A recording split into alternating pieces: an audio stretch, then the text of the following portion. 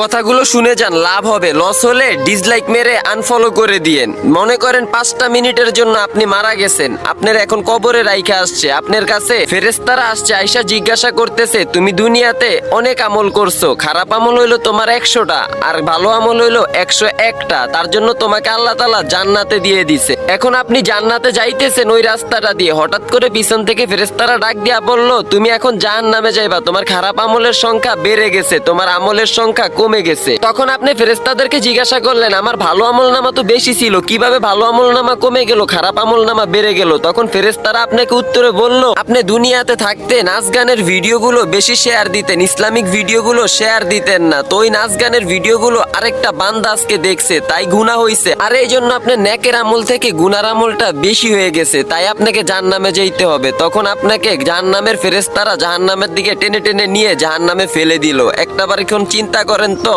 আপনি এই যে এখন ইসলামিক ভিডিওটা দেখলেন, এত শিক্ষণীয় বিষয়গুলো বললাম, তারপর ওই ভিডিওটাতে একটা লাইক না দিয়া চলে যাবেন। ভাই দুনিয়াতে এমন কিছু করেন ভিডিওর মাধ্যমেও জান্নাত পাওয়া যায়। ইসলামিক ভিডিওগুলো সাপোর্ট করেন, নাচ গানের ভিডিওগুলো সাপোর্ট করে আরেকটা মানুষকে দেখার জন্য সুযোগ করে দিয়েন না ভাই।